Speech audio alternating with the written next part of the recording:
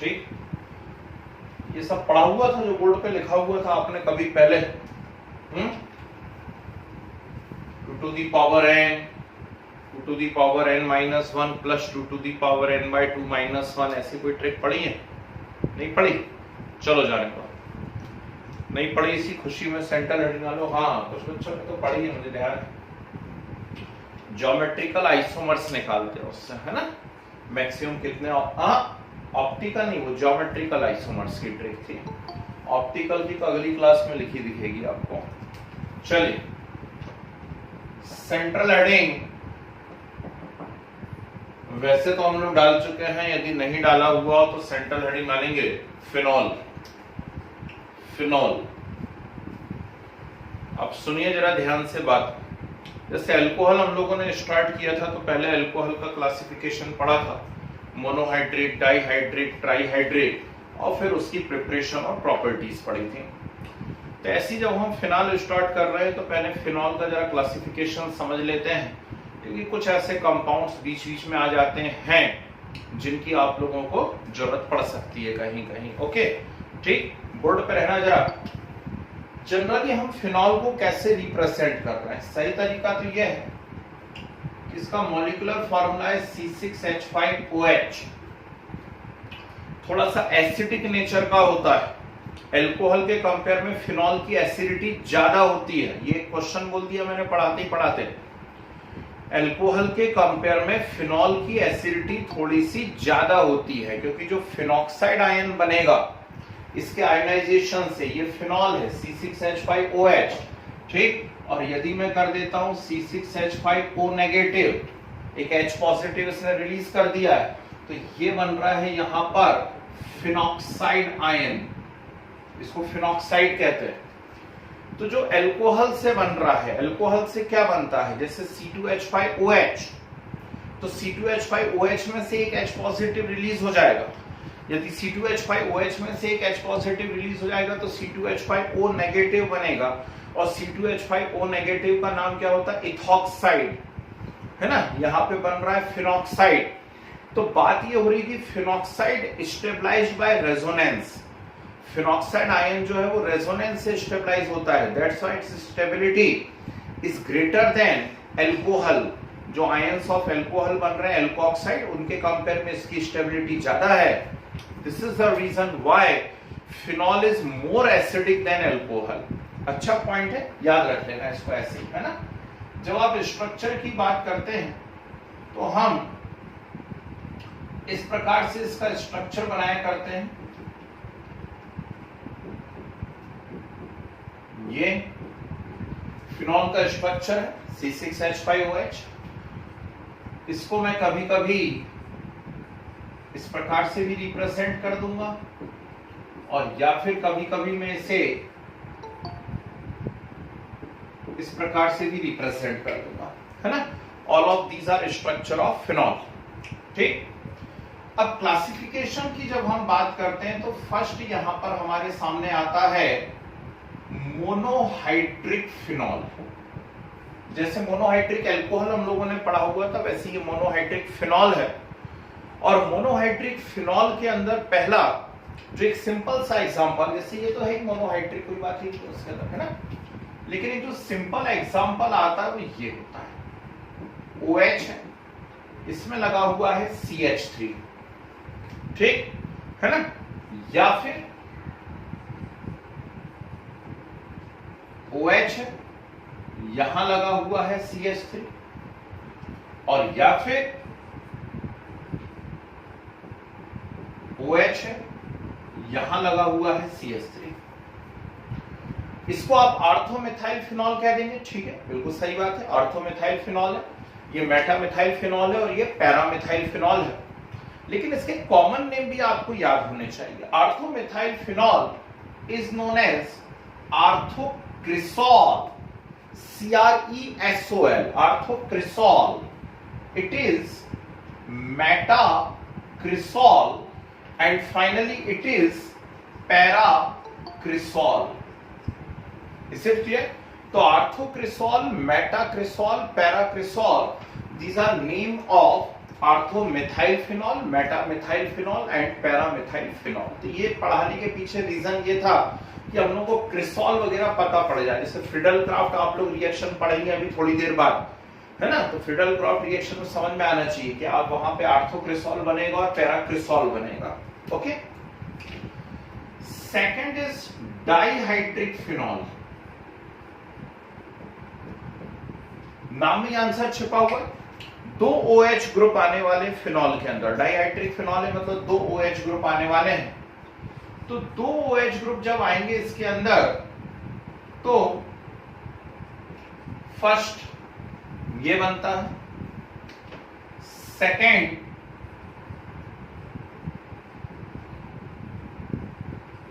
ऐसा, and third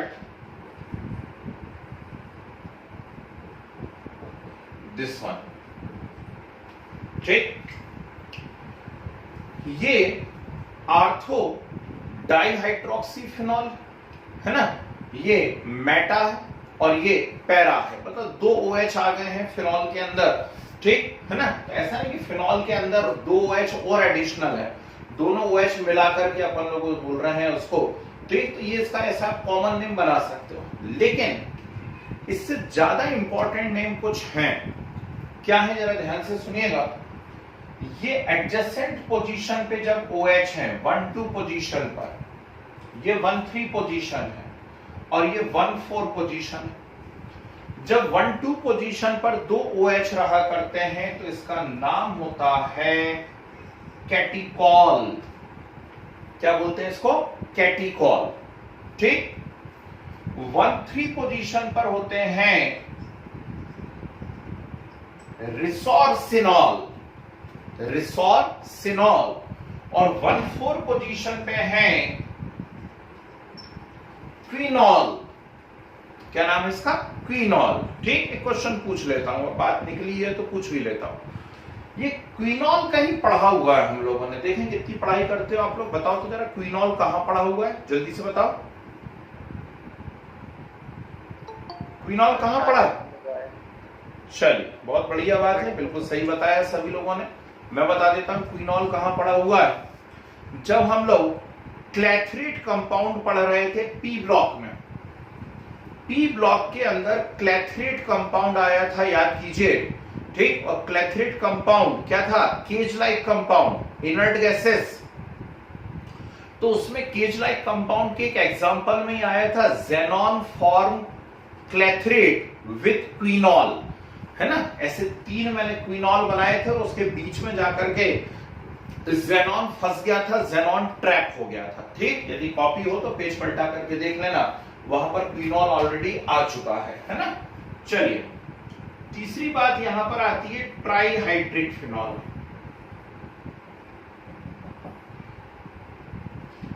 trihydric phenol नाम से लग रहा है इसके अंदर 3 OH आने वाले हैं। तो यदि 3 OH आने वाले हैं, सो फर्स्ट इज दिस, ऐसा एडजेसेंट पोजीशन पर 3 OH है। सेकेंड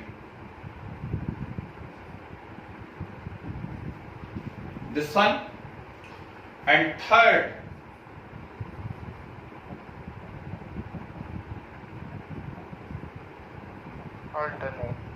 ये 3 पोजीशंस बना करती है यहां पर OH ग्रुप की, है ना। ये 3 पोजीशंस यहां पर OH ग्रुप की बना करती है। यदि इस प्रकार का कोई स्ट्रक्चर आपके सामने आ जाए इन केस, तो इसका कॉमन नेम आप लोगों को मालूम होना चाहिए। It is pyrogallol. क्या नाम है इसका? पायरोगैलॉल। What's that? इसको यहां इसको इससे कंपेयर करो, ये क्विनॉल है और क्विनॉल के अंदर ही एक OH और आ गया है ना। तो क्विनॉल के अंदर एक OH और आ गया है, तो इसको बोलते हैं hydroxy quinol.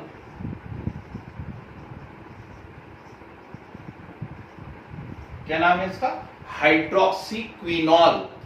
And last one is what? ये सबसे प्यारा नाम है इसका, इट इज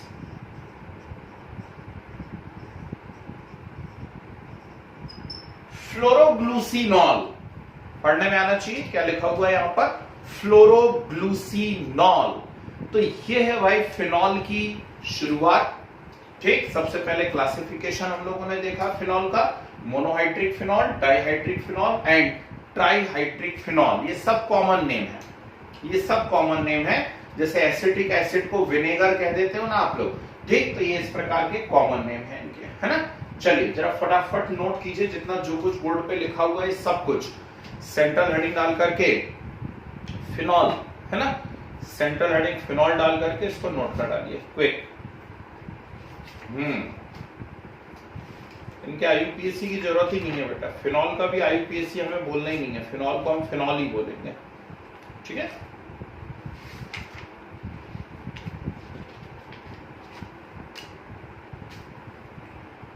सर जो आपने बेसिसिटी ऑफ अमाइंस बताया ना, हाँ, तो वो उसका लास्ट वाला मुझे समझ में नहीं आ रहा कि वो 2 डिग्री मतलब ज्यादा कैसे हो गया, मतलब ऑर्डर बताया था ना 2 डिग्री। 2-3 फैक्टर लगते हैं ना बेटा वहां पे। एक पहला लगता है प्लसाई इफेक्ट, याद आया? हाँ, ठीक, लेकिन वो समझ में नहीं आ रहा वो हो क्यों रहा है, मतलब इंटरनली समझ में नहीं आ जाओ 2 क्लास बाद आ जाओ, यहाँ 11th क्लास में पढ़ाने वाला हूँ।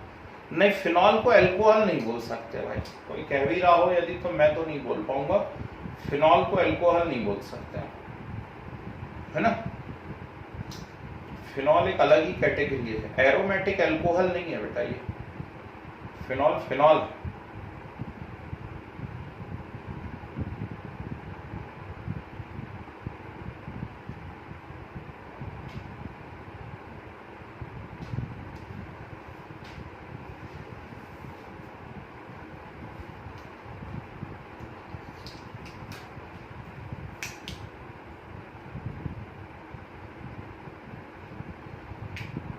काय में OH लगाओ, समझ नहीं पाया क्या पूछ रहे हैं?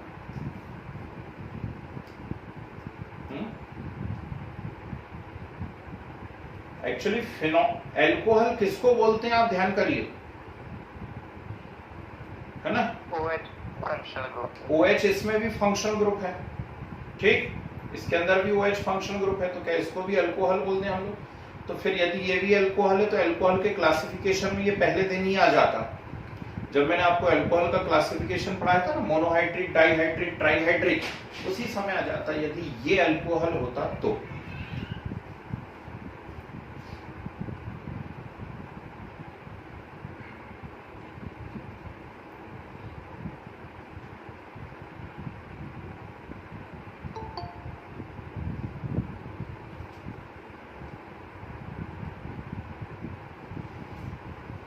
हुआ नोट हुआ?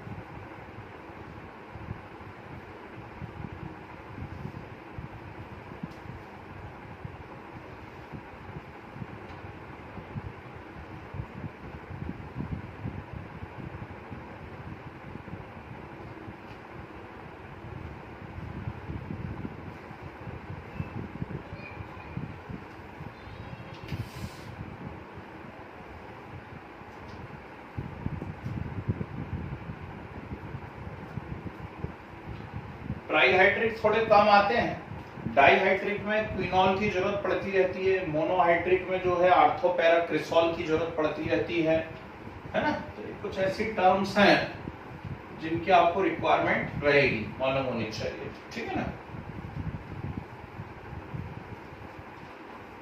सर वो रिसोर्सिनॉल,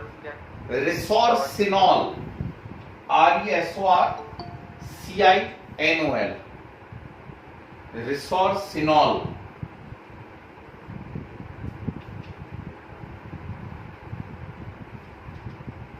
जी चलिए डालिए हेडिंग डालिए जरा, प्रिपरेशन ऑफ फिनॉल।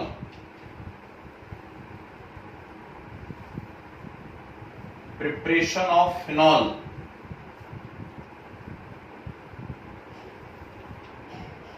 हाँ जी, क्या क्वेश्चन बोला, मैं पढ़ नहीं पाया इतना बड़ा।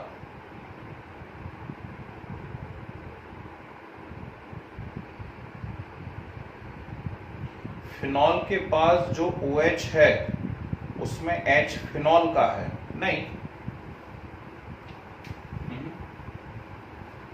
फिनॉल के पास जो OH है उसमें H फिनॉल का नहीं है भाई। चलो देखो प्रिपरेशन करते हैं तो समझ में आ जाएगा किसका है ना। यहां देखिए, यदि हम यहां पर बात करते हैं फिनॉल की प्रिपरेशन की, लैंग्वेज बाद में लिखवाऊंगा, पहले बोर्ड पे देखो सब लोग। हमने लिया सबसे पहले बेंजीन, और बेंजीन की रिएक्शन करवाई प्रोपीन से। बोर्ड पे रहना है, CH3CH double bond CH2। Benzene और बेंजीन की मैं किससे रिएक्शन करवा रहा हूं? प्रोपीन से रिएक्शन करवा रहा हूं, ठीक है। एल्कीन वगैरह मैं पहले से पढ़ता चला रहा हूं कि एल्कीन और एल्काइन जो है वो एडिशन रिएक्शन देते हैं, है ना।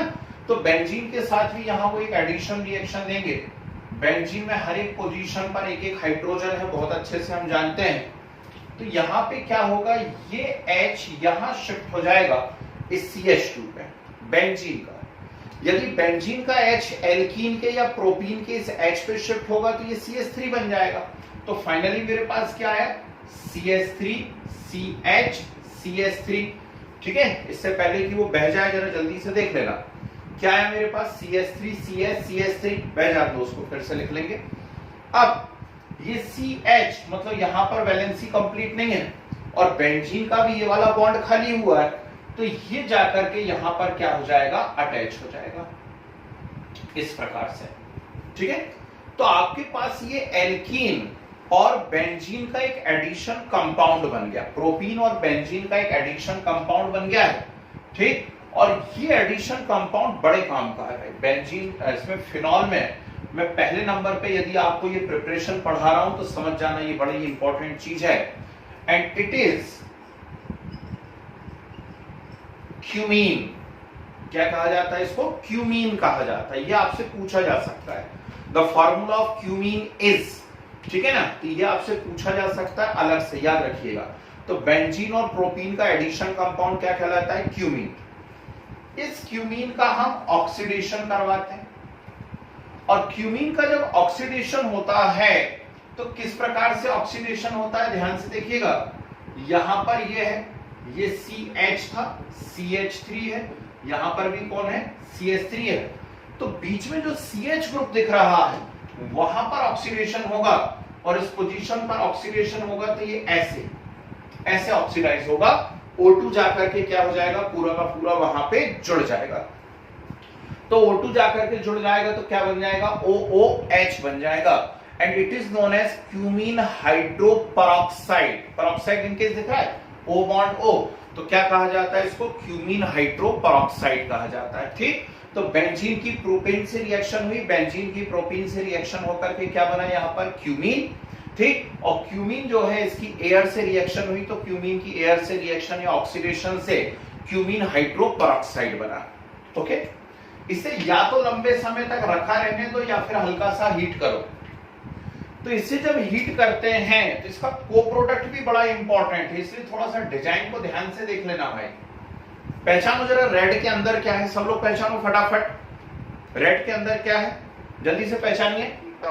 Very good, CH3COCH3, that is acetone और प्रोपेनोन। तो रेड के अंदर यहां पर एसीटोन या प्रोपेनोन है, ठीक। और जो बचा वो उसको पहचान लो, तो एक रिंग बची हुई है और साथ में क्या बचा हुआ है, OH ग्रुप बचा हुआ है, यानी क्या बन गया, फिनॉल।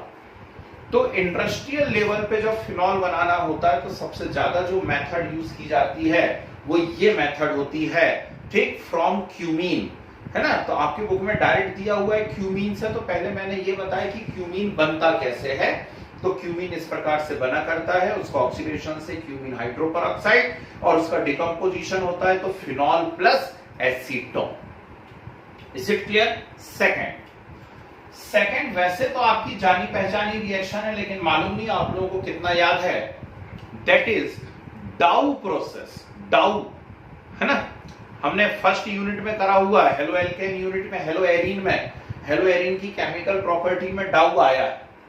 तो क्या करते हैं हम लोग, क्लोरोबेंजीन लेते हैं और क्लोरोबेंजीन की NaOH से रिएक्शन करा देते हैं। देखना बहुत मजा आने वाला है। क्लोरोबेंजीन के NaOH से रिएक्शन कराएंगे, बिल्कुल सही बात है। क्या निकल जाएगा? NaCl, और NaCl यदि निकल जाएगा तो OH जाकर के वहां पर क्या हो जाएगा? जुड़ जाएगा। बहुत अच्छी बात है। OH जाकर के जुड़ जाएगा तो लिख दूं मैं यहां पर फिनॉल। बोलो हाँ, यस और नो? नहीं। Very good. ठीक, नहीं लिख सकते। क्यों नहीं लिख सकते? क्योंकि फिनॉल एसिडिक है, फिनॉल एसिडिक है, और जिस बीकर के अंदर आप ये रिएक्शन करवा रहे हैं वहां अच्छा खासा क्या पड़ा हुआ है? NaOH। तो जो फिनॉल बनेगा भी यदि तो वो एसिडिक है। ठीक, और ये NaOH एक स्ट्रॉन्ग बेस है, तो ये बेस और एसिड तुरंत आपस में रिएक्ट कर लेते हैं, और बेस और एसिड आपस में रिएक्ट कर लेते हैं तो इसका सॉल्ट बन जाता है। इसका क्या नाम बताया मैंने? C6H5O नेगेटिव का नाम फिनॉक्साइड, और इसमें क्या जुड़ा हुआ है? सोडियम। तो पहले क्या बनता है? सोडियम फिनॉक्साइड, है ना। जो लोग उस दिन क्लास में नहीं थे, वीडियो नहीं देख पाए, भूल गए, वो फिर से सुन लीजिए। तो क्लोरोबेंजीन और NaOH की रिएक्शन हुई है, बिल्कुल सही बात है। ठीक, NaCl निकला है, OH जाकर के जुड़ा है, फिनॉल बना है, लेकिन फिनॉल एसिडिक है और अभी वहां NaOH एक्सेस में है, तो फिनॉल वापस से NaOH से रिएक्ट कर लेता है, और फिनॉल वापस से NaOH से रिएक्ट करके क्या बना देता है? Sodium phenoxide. बनाया सोडियम फिनॉक्साइड। अब इस सोडियम फिनॉक्साइड का हम एसिडिफिकेशन कराते हैं, बाहर से अच्छा खासा HCl डालते हैं, और जब बाहर से अच्छा खासा HCl डालते हैं तो अब इसमें से NaCl रिलीज होता है और H जाकर के वहां पर अटैच हो जाता है। ठीक है, तो किसका फॉर्मेशन हो जाता है? फिनॉल का फॉर्मेशन। तो ये H कहां से आ रहे हैं देख लीजिए। कोई पूछ रहा था वो बेंजीन रिंग का H है क्या? ये ऐसा है, वो H है ना, ऐसे होता है। ये सेकंड प्रिपरेशन होगी। थर्ड, इसी से मिलती जुलती रिएक्शन होती है ना। थोड़ी सी बता तो देता ही हूं मैं। चलिए, बेंजीन लेते हैं और बेंजीन की हम कंसंट्रेटेड H2SO4 से रिएक्शन करवाते हैं। सीधी सी मतलब है बेंजीन का सल्फोनेशन। बेंजीन का क्या करवा रहे हैं आप? सल्फोनेशन करवा रहे हैं। Very good. ठीक, कंसंट्रेटेड H2SO4 कैसा टूट रहा है? OH negative and SO3H positive. तो बेंजीन का सल्फोनेशन जब करवाएंगे तो SO3H जाकर के वहां पर अटैच हो जाएगा, और SO3H जाकर के अटैच हो जाएगा तो क्या बन गया? Benzene sulphonic acid. जिन बच्चों को नाम नहीं मालूम है वो सुन लीजिए, क्या नाम है इसका? Benzene sulphonic acid. ओके, अब इस बेंजीन सल्फोनिक एसिड में हम लोग NaOH डालते हैं, ठीक वैसे ही जैसे क्लोरोबेंजीन पे आपने NaOH डाला था। तो बेंजीन सल्फोनिक एसिड क्या है? एक बहुत स्ट्रॉन्ग एसिड है, SO3H ग्रुप एक अच्छा खासा एसिडिक ग्रुप है। NaOH से रिएक्ट करेगा तो यहां पे भी क्या बनेगा? इसका सॉल्ट बनेगा। ठीक, तो सॉल्ट बनता है ना, और सॉल्ट बनता है तो हम सीधे यहां पे यदि चाहें तो सोडियम फिनॉक्साइड लिख सकते हैं, कोई दिक्कत नहीं है। एक स्टेप जंप मार करके हमने लिख दी।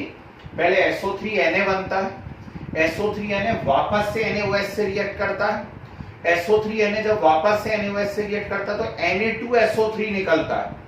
ठीक, Na2SO3 निकलता है, फिनॉल बनता है, और फिनॉल और NaOH की रिएक्शन से सोडियम फिनॉक्साइड। तो पेपर का पैटर्न इस बार चेंज है, रिएक्शन करने को आनी नहीं है। रिएक्शन करने को नहीं आनी तो हम इसको थोड़ा सा डायरेक्ट कर सकते हैं।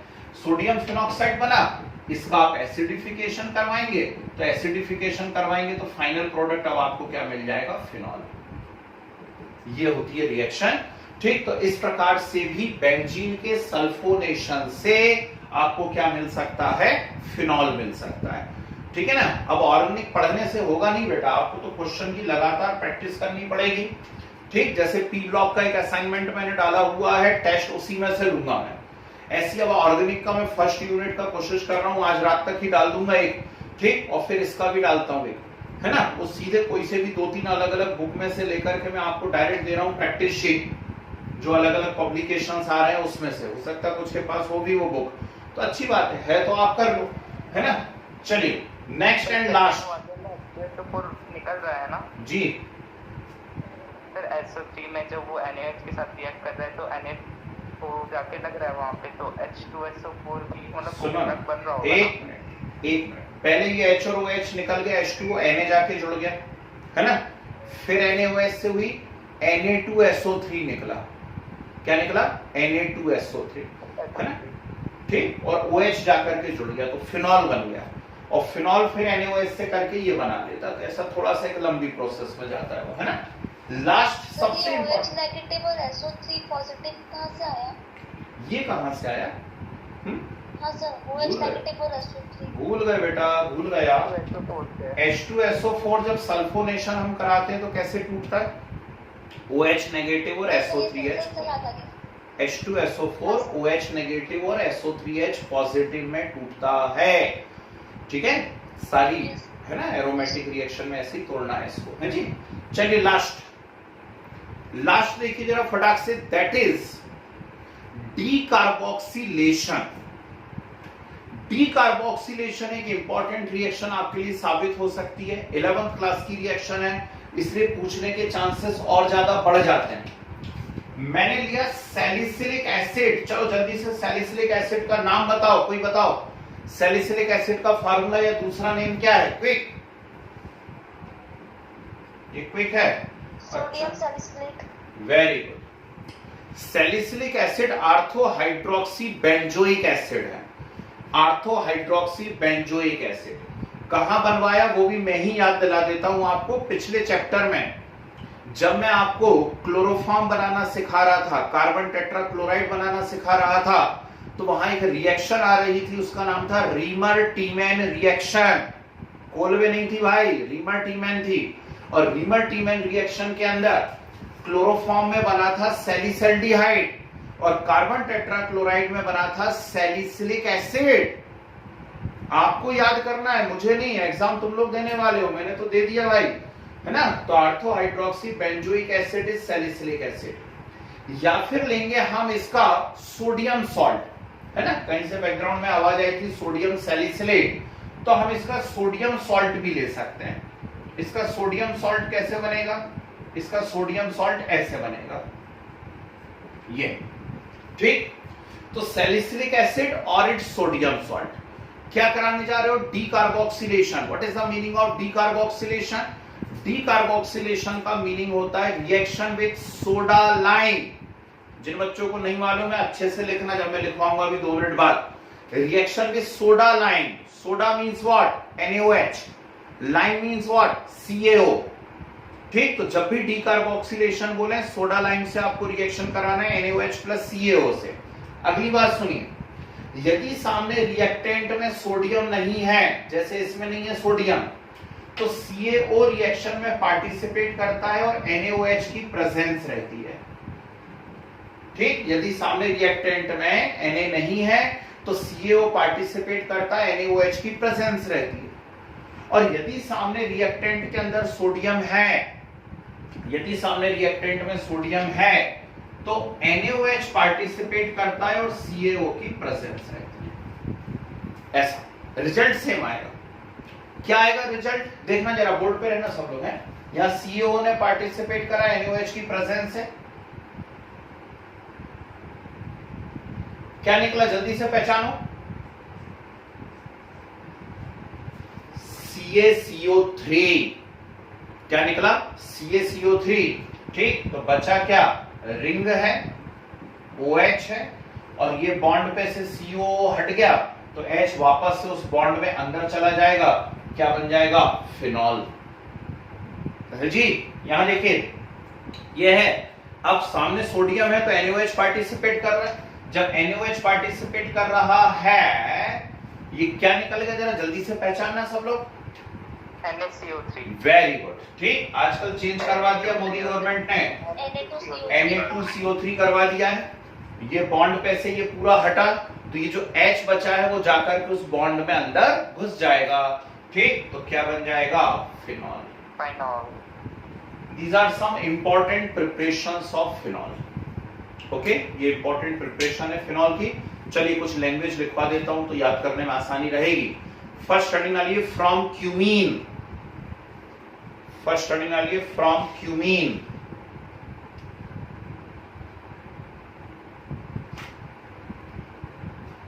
लिखिए, in presence of AlCl3, in presence of AlCl3, benzene reacts with propene. benzene reacts with propene and give cumene.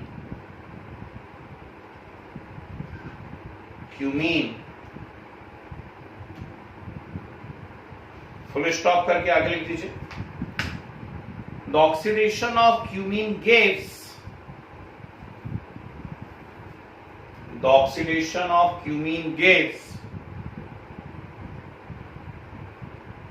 cumene hydroperoxide.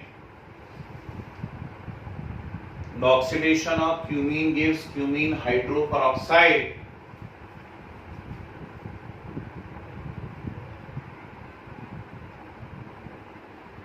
which on dissociation gives phenol.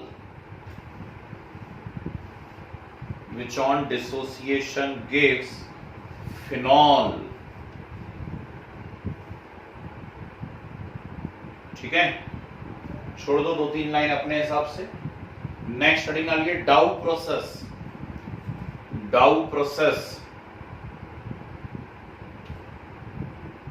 देखिए, chlorobenzene reacts with NaOH.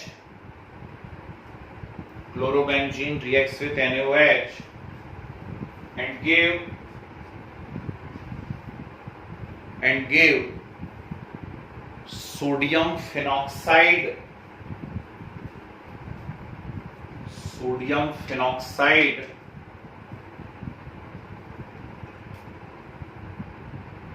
which on acidification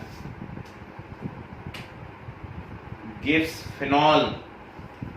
Chlorobenzene reacts with NaOH to give sodium phenoxide, which on acidification gives phenol.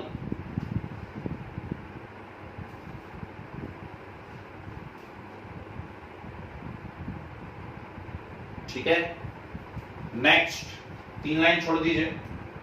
Next बिना heading वाले लिखिए. Benzene reacts with concentrated sulphuric acid. Benzene reacts with concentrated sulfuric acid, which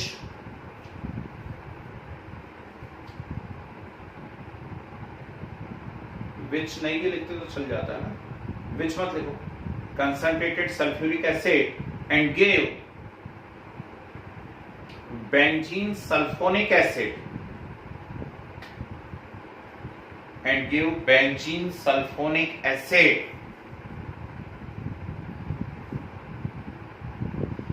Which on reaction with NaOH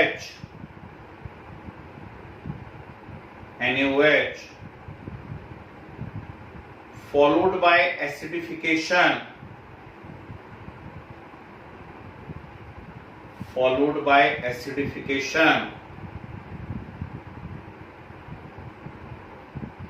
gives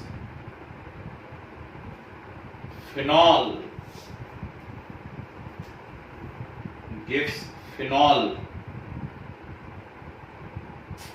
note कीजिए, मतलब जगह छोड़ दीजिए 2-3 line. Last heading डाल के डीकार्बोक्सिलेशन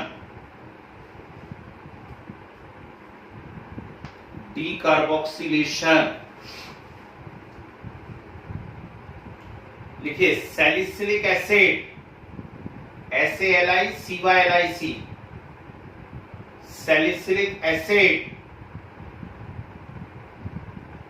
ब्रैकेट में लिखिए ऑर्थोहाइड्रोक्सी benzoic acid.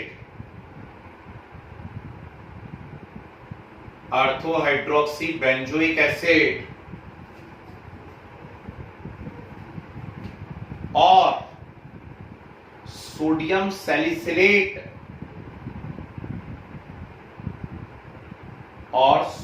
Salicylate reacts with soda lime, reacts with soda lime. क्या है soda lime? NaOH plus CaO.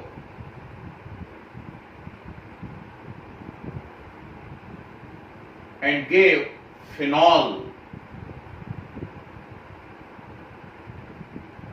Reacts with soda lime and gave phenol. Okay, चलो नोट कर लीजिए जरा जितना जो कुछ लिखा है बोर्ड।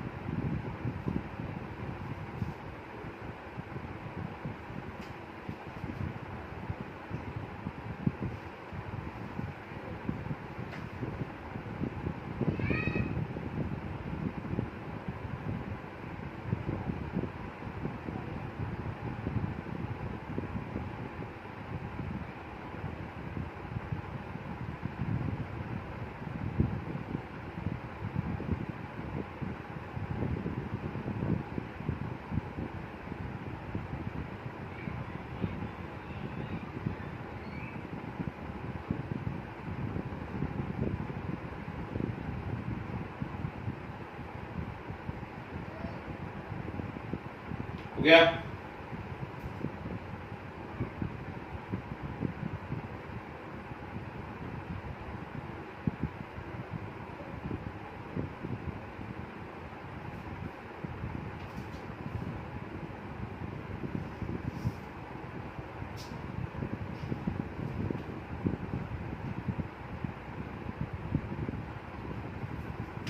जी इंडस्ट्रियल है।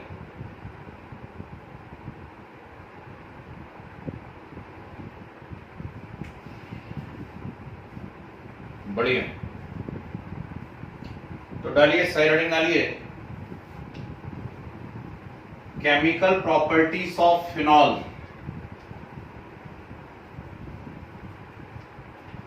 डालिए heading chemical properties of phenol.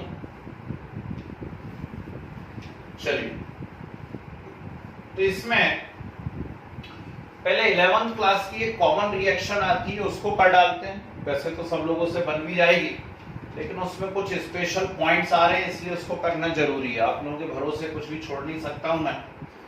तो डालिए केमिकल प्रॉपर्टीज ऑफ फिनॉल में फर्स्ट हेडिंग डालिए इलेक्ट्रोफिलिक रिंग सब्स्टिट्यूशन रिएक्शंस।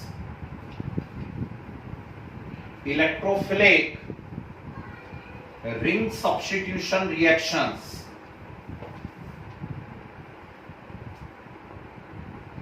लिखे OH group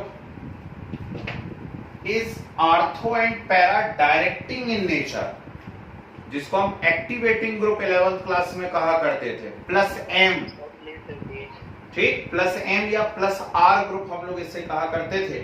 हेडिंग है electrophilic ring substitution reaction.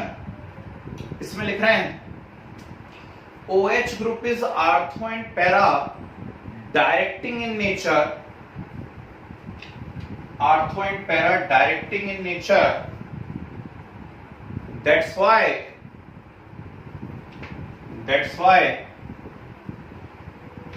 electrophilic ring substitution. That's why electrophilic ring substitution takes place at these two positions. Electrophilic ring substitution takes place at these two positions. अब जरा board पे रह करके ध्यान से सुनने की कोशिश कीजिए मैं क्या कह रहा हूं। तो इलेक्ट्रोफिलिक रिंग सब्स्टिट्यूशन में 5 कॉमन रिएक्शन हम लोग हमेशा से पढ़ते चले आए। जो लोग भूल जाते हैं बार बार वो पहले नाम सुन लीजिए।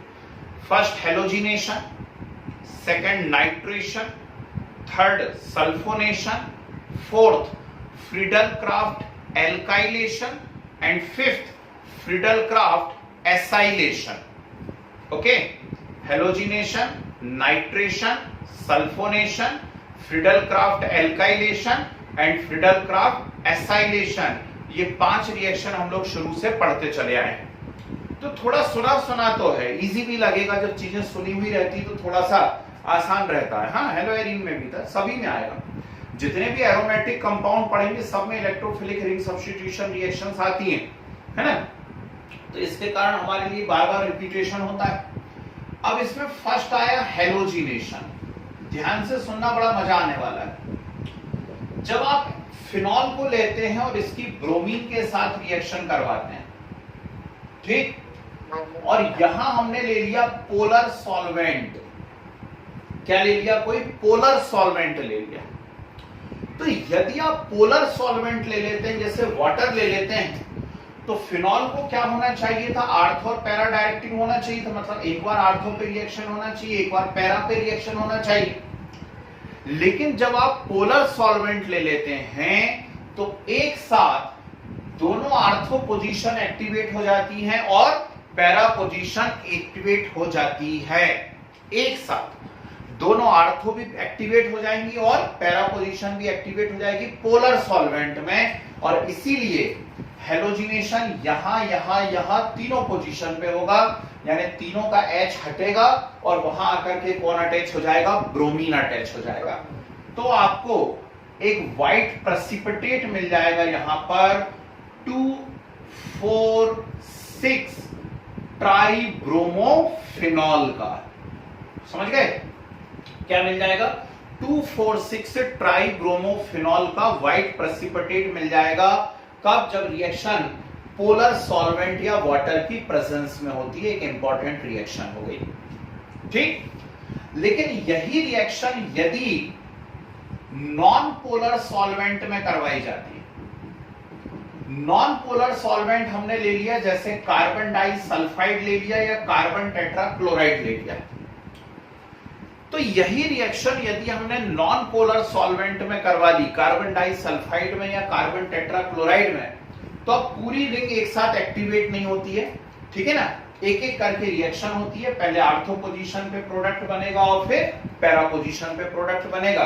तो आर्थो का H हटेगा Br के साथ और Br एक आकर के यहाँ पे अटैच हो जाएगा।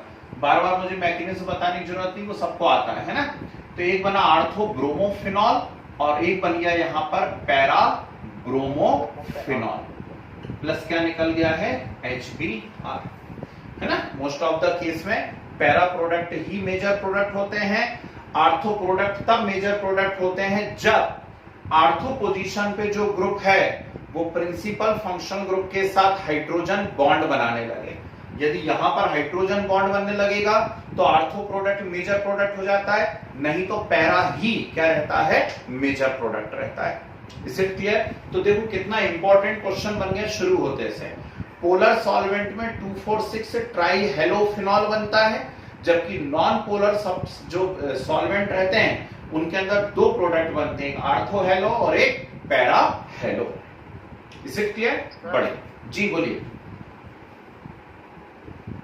बोले सर जो ये टू और देखने वाला और तो ब्रोमीन बना सर, ये ना कौन से सॉल्ट में रहेगा? पोलर सॉल्ट, मतलब एक एग्जांपल वाटर के अलावा। वाटर के अलावा पोलर सॉल्वेंट, देखो सबसे ज्यादा जो अपन यूज करते हैं पोलर सॉल्वेंट में तो वाटर ही है। आप चाहे तो अल्कोहल के अंदर भी इस रिएक्शन को कर सकते थे, ठीक है ना, लेकिन हम जनरली क्या करते हैं, पोलर सॉल्वेंट वाटर ही लेते हैं, ठीक है ना।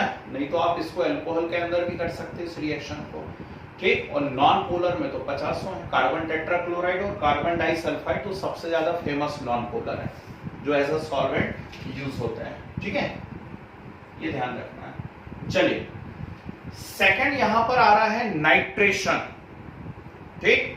सेकंड आ रहा है नाइट्रेशन। सबको मालूम है कंसंट्रेटेड HNO3 से रिएक्शन, और जो लोग भूल जाते हैं उनको बता देता हूं कि कंसंट्रेटेड HNO3 कैसा टूटता है, OH negative and NO2 positive. OH negative और NO2 positive electrophilic ring substitution reaction है, तो इन दोनों में इलेक्ट्रोफाइल कौन है, NO2 पॉजिटिव, है ना। तो हमला कौन करने वाला है यहां पर, NO2 पॉजिटिव, एक बार आर्थो पोजीशन पर और एक बार कौन सी पोजीशन पर, पैरा पोजीशन पर, ठीक। तो आर्थो पे अटैक होगा तो बन गया आपके सामने आर्थो नाइट्रोफिनॉल, और पैरा पे अटैक होगा तो आपके सामने बन गया यहां पर पैरा नाइट्रोफिनॉल। बोलो हाँ, प्लस क्या निकल गया इसके अंदर, H2O, ठीक है। बहुत ही एकदम जनरल कट तरीके से मैंने इस रिएक्शन को बता दी। हाँ बिल्कुल सही बोला भाई साहब ने, इन्होंने कहा H2SO4 की प्रेजेंस, तो बस देखो मैंने यहां सामने क्या लिख के रखा है, A, मतलब जरूर मैं कोई बी पॉइंट भी बताने जा रहा हूं, है ना। तो बी पॉइंट जब मैं बताऊंगा तो आपको बोर्ड पे देखना पड़ेगा और ध्यान से देखना पड़ेगा। जब यही नाइट्रेशन रिएक्शन कंसंट्रेटेड H2SO4 की प्रेजेंस में होती है नियरली 40 आवर्स तक, कितनी देर तक, नियरली 40 आवर्स तक, 40 घंटे तक चलने दो। एक बार पूरा अपना एपरेटस चालू कर दो और भूल जाओ उसको, 40-50 घंटे चलने दो रिएक्शन को। तो अब क्या होता है, ध्यान से सुनिएगा, ये HNO3 तो ऐसे ही टूटेगा, लेकिन जब लगातार लंबे समय तक करवाते हैं और सल्फ्यूरिक एसिड की प्रेजेंस में करवाते हैं तो जो काम यहां पे हुआ था वही यहां हो जाता है। दोनों आर्थो और पैरा एक साथ एक्टिवेट होती हैं और इन तीनों पोजीशन पे नाइट्रेशन एक साथ होता है। तो तीनों पोजीशन पे जब नाइट्रेशन एक साथ होता है, ठीक, तो यहां NO2 और NO2 बनता है, प्लस क्या निकल जाता है, H2O। इसे हम कहेंगे 2,4,6 ट्राई नाइट्रोफिनॉल। और जल्दी से चीख के इसका कॉमन नेम बताइए दूसरा, क्विक। और कहां बताई थी ये वाली बात मैंने, शाबाश, वेरी गुड। बाकी बच्चे पढ़ाई नहीं कर रहे भाई। It is picric acid, it is picric acid, PICRIC। तो इसका नाम क्या है, पिक्रिक एसिड है ना। जो नहीं बता पाते जरा कुछ सीखो भैया। नहीं बच्चे, केमिस्ट्री इन एवरीडे लाइफ नहीं, मैंने अभी बताई थी उस दिन क्लोरोफॉर्म में, क्लोरोफॉर्म की दूसरे नंबर की जब केमिकल प्रॉपर्टी मैंने पढ़ाई थी आपको, तो उसमें लिखवाया था क्लोरोफॉर्म की कंसंट्रेटेड HNO3 से रिएक्शन होती है, और क्लोरोफॉर्म की कंसंट्रेटेड HNO3 से रिएक्शन होती तो नाइट्रोक्लोरोफॉर्म बनता है, और नाइट्रोक्लोरोफॉर्म एक स्ट्रॉन्ग इंसेक्टिसाइड होता है, उसे क्लोरोपिक्रिन कहते हैं। नाइट्रोक्लोरोफॉर्म को कहते हैं क्लोरोपिक्रिन, और क्लोरोपिक्रिन के साथ मैंने बताया था पिक्रिक एसिड। तो पिक्रिक एसिड क्या होता है, ये होता है। मैंने इसलिए दोनों साथ बता दिए, कंफ्यूज नहीं होना। जैसे फॉस्जीन फॉस्फीन, तो PH3 है फॉस्फीन और COCl2 है फॉस्जीन, है ना। ऐसी क्लोरोपिक्रिन नाइट्रोक्लोरोफॉर्म है और पिक्रिक एसिड ये है ना। तो एक इंपॉर्टेंट पॉइंट है, मालूम होना चाहिए। चलिए तीसरी बात करते हैं, यानी सल्फोनेशन। सल्फोनेशन तो सिंपल है, अभी भी करवाया था हम लोगों ने। फिनॉल ले लीजिए, कंसंट्रेटेड सल्फ्यूरिक एसिड से रिएक्शन करवा दीजिए, कंसंट्रेटेड सल्फ्यूरिक एसिड टूटेगा OH नेगेटिव और SO3H पॉजिटिव, ठीक। तो पॉजिटिव हमला करेगा, इलेक्ट्रोफाइल यानी पॉजिटिव होते हैं, एक बार हमला होगा आर्थो पे और एक बार हमला कहां पर होगा, पैरा पे। ठीक है, तो ये बनेगा आपके पास OH SO3H plus OH SO3H। Clear? Plus क्या निकल जाएगा, H2। नाम सुन लेना, नहीं तो नाम ही गलत कर दो। Ortho hydroxy benzene sulphonic acid, बड़ा ग्रुप SO3H है ना, तो ortho hydroxy benzene sulphonic acid. Low temperature पे यहां पे हाइड्रोजन बॉन्ड रहेंगे और लो टेम्परेचर पे हाइड्रोजन बॉन्ड रहेंगे तो मेजर प्रोडक्ट ये रहेगा।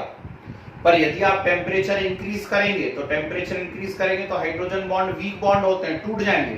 ठीक, तो हाई टेम्परेचर पे फिर ये तो रहेगा नहीं, तो मेजर प्रोडक्ट कौन हो जाएगा, para.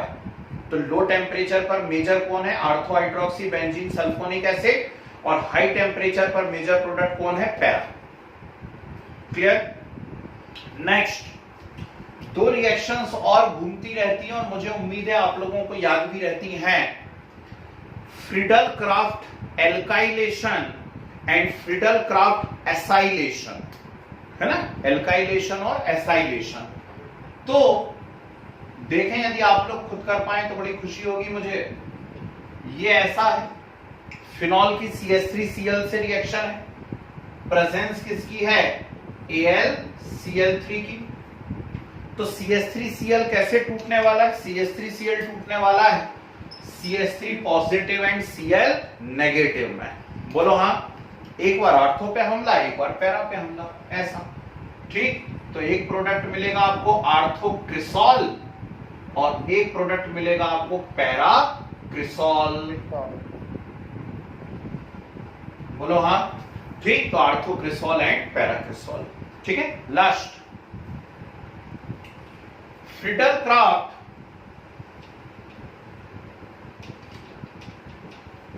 Crafts acylation, acyl group का हमला हो रहा है, RCO या CH3CO। तो एसाइल ग्रुप हमला करने जा रहा है,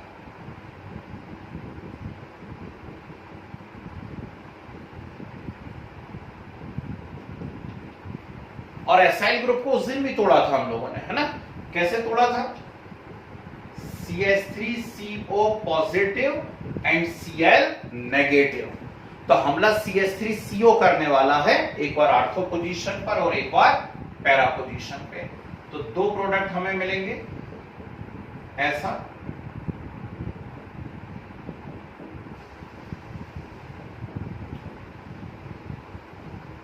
ऐसा। जब बेंजीन रिंग में COCH3 लगा होता है ना, बेंजीन रिंग में जब COCH3 लगा होता है ना, तो उसे एसीटोफिनोन कहा जाता है। क्या कहा जाता है उसको, एसीटोफिनोन। ठीक, तो इसको आर्थो हाइड्रोक्सी एसीटोफिनोन कह दोगे और वो पैरा हाइड्रोक्सी एसीटोफिनोन कह दोगे। ठीक है, तो ये पहली वाली रिएक्शंस हुई। यदि मुझसे कोई कहे कि इंपॉर्टेंट बता दो इसके अंदर, तो भैया ये है मोस्ट इंपॉर्टेंट, उसके बाद ये। ठीक, फ्रीडल रिडल क्राफ्ट तो इतनी कॉमन रिएक्शन हो गई क्या वो पूछते नहीं, उनसे ज्यादा अच्छे क्वेश्चन अंदर हैं। तो चलिए शुरू करिए। फर्स्ट स्टडी ना लिए हेलोजिनेशन। जी भाई साहब बोलिए। सर, जो ऑर्थोब्रोमीन फिनॉल बन रहा है और जो नाइट्रेट ब्रोमीन, उसमें स्टेबल पैरा वाला है या ऑर्थो वाला? आर्थो नाइट्रो और पैरा नाइट्रो में आर्थो, हाँ आर्थो हाइड्रोजन बॉन्ड बन रहे हैं यहाँ पे। ठीक है, चलिए हेलोजिनेशन लिखे, बिल्कुल यूज कर सकते हैं। ठीक है ना, 2, 4, 6 आप यूज कर सकते हैं, कोई दिक्कत नहीं, बिल्कुल यूज कर सकते हैं। अब तो समस्या है कि उसने क्या यूज करा है, पेपर सेट करते समय वो हमको देखना है ना। हम तो कुछ भी यूज, हमारा यूज करने का कुछ है ही नहीं। अब हमें तो बस पेन यूज करना है, गोला काला करना है। ठीक है ना, देखिए फिनॉल रिएक्ट्स विद, हेलोजिनेशन में लिखो, phenol reacts with bromine water, bromine water, small bracket में लिख लीजिए, presence of polar solvent, bromine water मतलब वाटर में घुला हुआ bromine, polar solvent, bracket close. Phenol reacts with bromine water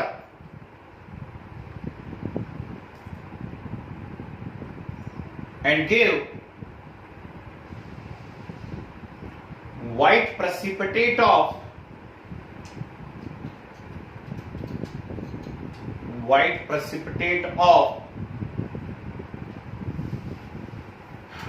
2,4,6 tribromophenol and give white precipitate of 2,4,6 tribromophenol. ठीक है, 2,4,6 tribromophenol.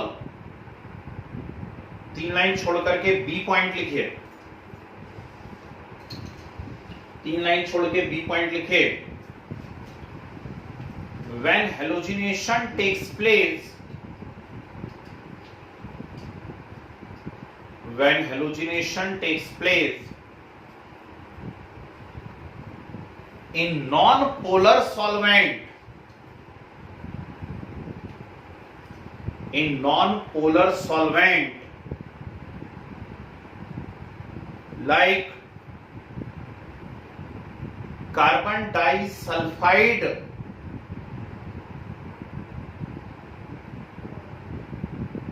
Carbon disulphide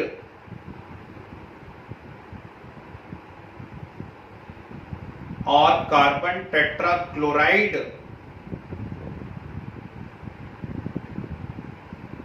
then mixture of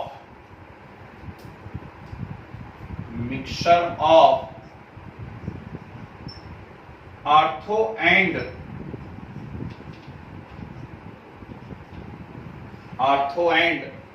parabromophenols is formed।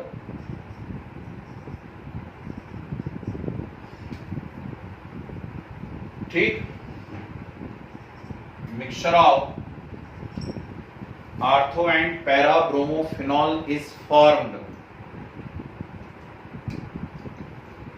ठीक है, छोड़ दीजिए 3 line. फिर हेडिंग डालिए nitration. Nitration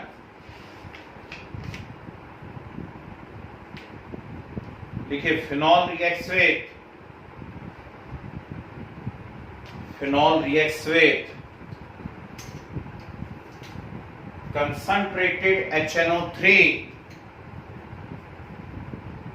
concentrated HNO3 and give mixture of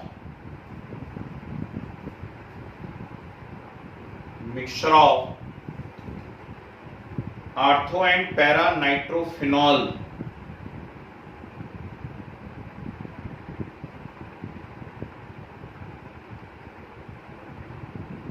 mixture of ortho and para nitrophenol।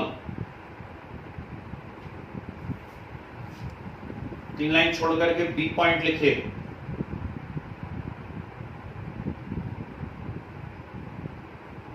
When nitration takes place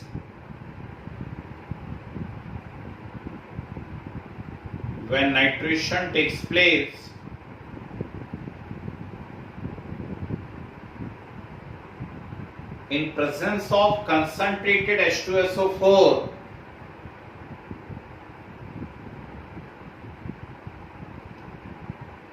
when nitration takes place in presence of concentrated H2SO4 for a long time,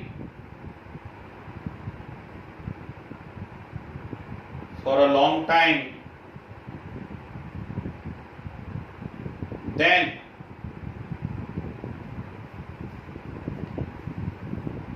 two, four, six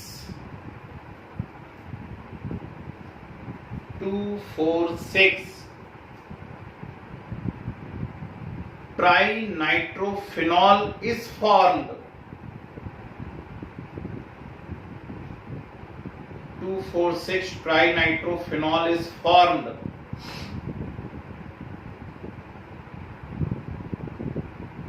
Also called picric acid, PICRIC. Also called picric acid. ठीक है, छोड़िए 3-4 line, फिर heading वाली sulphonation.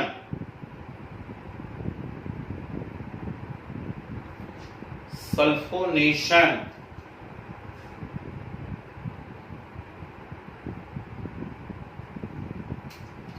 लिखे. Phenol reacts with concentrated sulfuric acid. Phenol reacts with concentrated sulfuric acid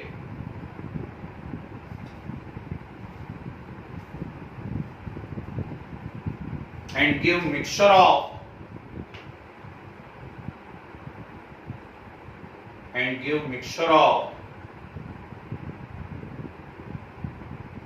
ortho and para hydroxy.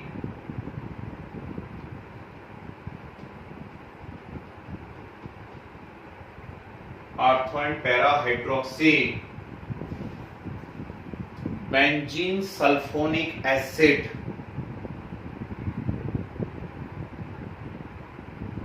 Ortho and para hydroxy benzene sulphonic acid. सब लिख दिया मैंने बोर्ड पे.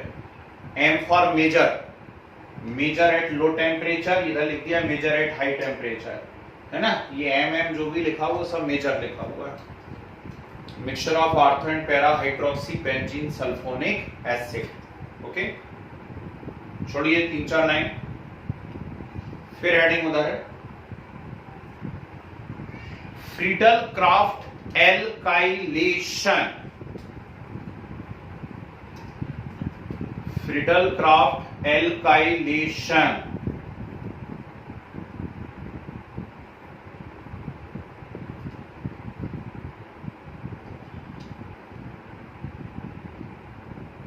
लिखें. In presence of anhydrous AlCl3, in presence of anhydrous AlCl3,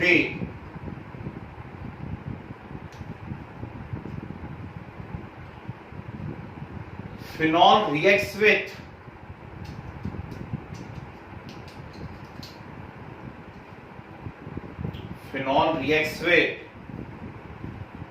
alkyl halide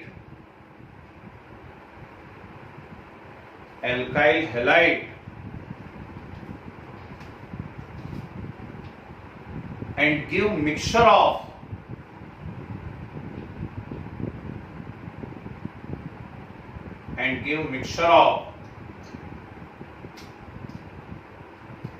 ortho and para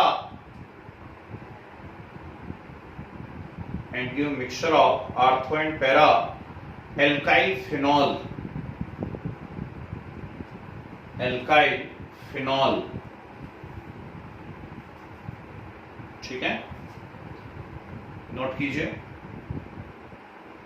4-5 line छोड़ सकते हैं. Last, Friedel Crafts acylation.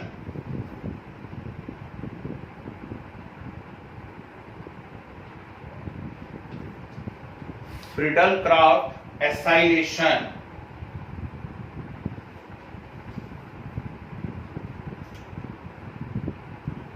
लिखिए. In presence of anhydrous AlCl3,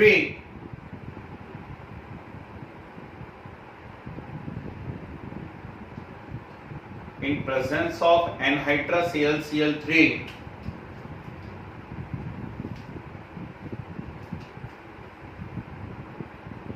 phenol reacts with acetyl chloride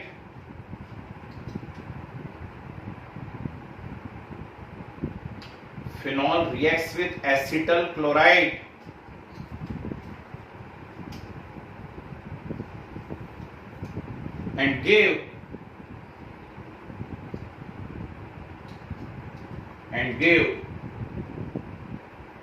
mixture of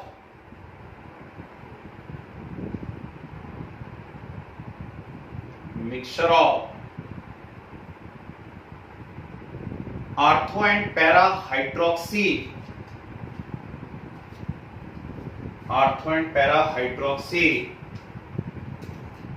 acetophenone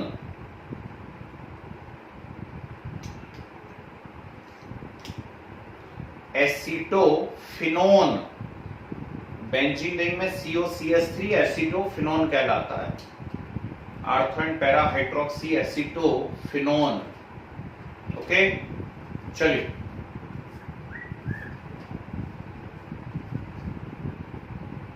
जी बिल्कुल, कोई सा भी Lewis acid use कर सकते हैं। FeCl3 और AlCl3 दो कॉमन लुईस एसिड है, आप FeCl3 भी यूज कर सकते हैं, कोई दिक्कत नहीं है। नोट कर लीजिए जरा फटाफट।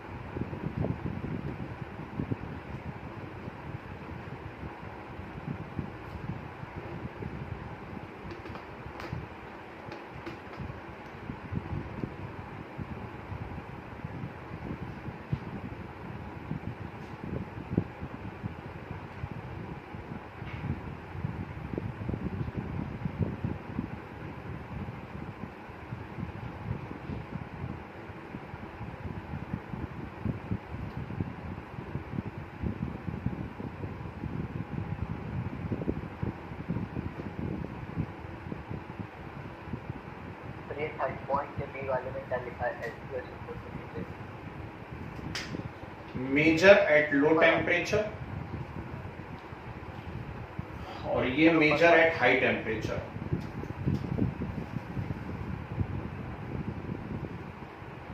सर 5 पॉइंट के बी वाले ऊपर वाले में H2SO4 एरो के ये 40 आवर्स सेकंड पॉइंट का बी है वो 40 आवर्स, लगभग मिनिमम 40 घंटों तक कराना पड़ेगी प्रोसेस।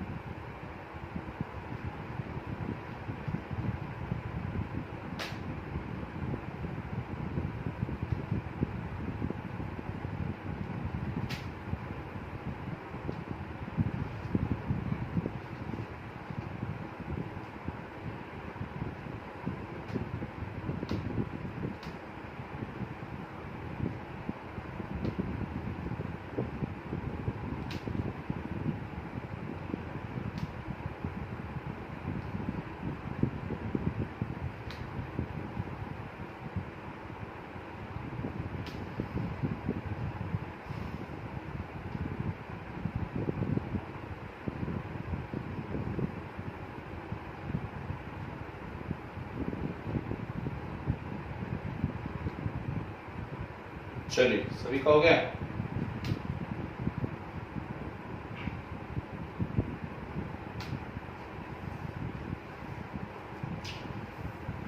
एक और करवा ही देता हूं,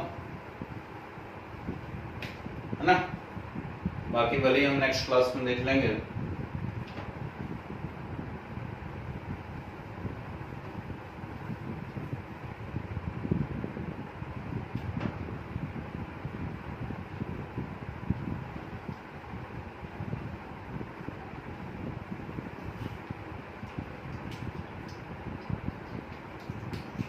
डाल दे heading,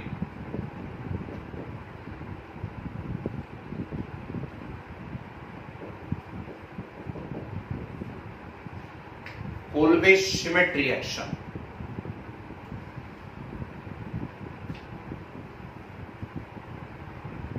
Kolbe-Schmidt reaction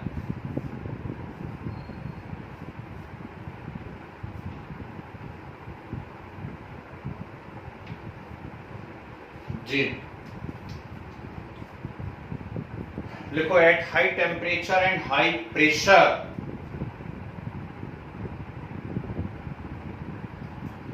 at high temperature and high pressure sodium phenoxide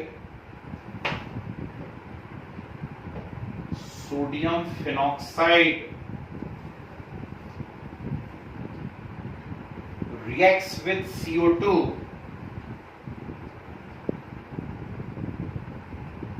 sodium phenoxide reacts with CO2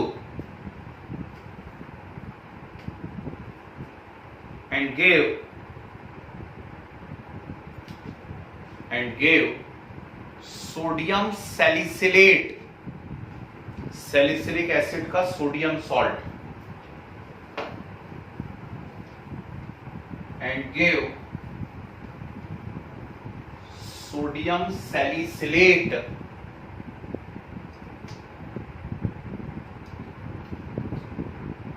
which on acidification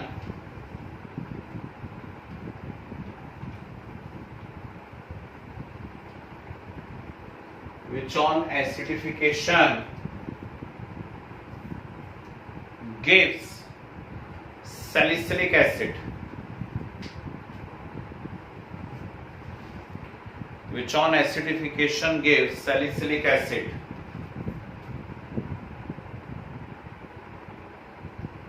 ठीक है। मतलब आर्थो हाइड्रोक्सी बेंजोइक एसिड, अभी भी आया था थोड़ी देर पहले जब हम डीकार्बोक्सिलेशन करवा रहे थे, है ना। तो कोल्वेशिमिट ठीक है, अच्छी रिएक्शन, अपने आप में इंपॉर्टेंट है, लेकिन इसके जो स्पेशल पॉइंट मैं आपको लिखवाऊंगा ABC, वो इससे ज्यादा इंपॉर्टेंट रहेंगे। आज इसको तो देखो पहले। तो फिनॉल ले लीजिए या इसका सोडियम सॉल्ट लीजिए, इसकी रिएक्शन करवाइए कार्बन डाइऑक्साइड से, ठीक। हाई टेम्परेचर है और हाई प्रेशर है, HTHP मतलब हाई टेम्परेचर हाई प्रेशर। क्या होगा, यहां कहीं आर्थो पोजीशन है फिनॉल की, ठीक। इस पर ये जो H है ये यहां शिफ्ट हो जाएगा, H यहां शिफ्ट हो जाएगा, तो ये क्या बन जाएगा, COH। क्या बन जाएगा, COH, ठीक। तो ऊपर ONA लिखे रहने दीजिए, यहां पर COH, ये बना। अब सीधी सी बात है कि इन दोनों में से ज्यादा एसिडिक ग्रुप कौन सा है। ऊपर यदि OH बनेगा और नीचे COH बनेगा, तो ज्यादा एसिडिक ग्रुप कौन सा है, OH ग्रुप या COH ग्रुप, COH। उसका नाम ही है ना, कार्बोक्सिलिक एसिड, ठीक। तो इसकी जब NaOH से आगे रिएक्शन होती है, तो NaOH से आगे रिएक्शन होने पर फाइनली यहां वापस से H आ जाता है और सोडियम सॉल्ट यहां पे बनता है। कंफ्यूज नहीं होना इसमें, नहीं समझ सोचना कि Na कूद करके यहां पर आ जाएगा, ठीक। आपने ये फिनॉल लिया हुआ है या इसका सोडियम सॉल्ट लिया हुआ है मान लीजिए, है ना। तो फिनॉल का सोडियम सॉल्ट आपने लिया हुआ है, CO2 से रिएक्शन करवाई, तो यहां COH बना, लेकिन COH ज्यादा एसिडिक ग्रुप है, तो NaOH से रिएक्ट करेगा तो सोडियम सॉल्ट यहां पर बन जाएगा, बनेगा। ऊपर वाला वापस से OH में चेंज हो गया, हो गया। ये सैलिसिलिक एसिड का सोडियम सॉल्ट बना, पहचानने लगे अब तो हम लोग इसको, सोडियम सैलिसिलेट है, और इसका हमने करवा दिया एसिडिफिकेशन। तो इसका एसिडिफिकेशन करवा दिया मतलब HCl से रिएक्शन करवाई, और यदि इसकी HCl से रिएक्शन करवाई तो यहां पर क्या निकल जाएगा, NaCl, और NaCl यदि निकलेगा तो फाइनल जो आपके सामने रिजल्ट आएगा वो होगा OH, और ये बन जाएगा यहां पर COOH।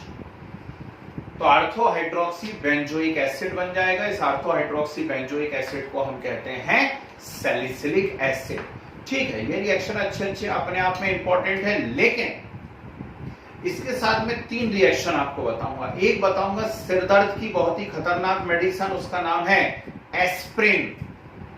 तो सैलिसिलिक एसिड से एस्प्रिन कैसे बनाई जाती है।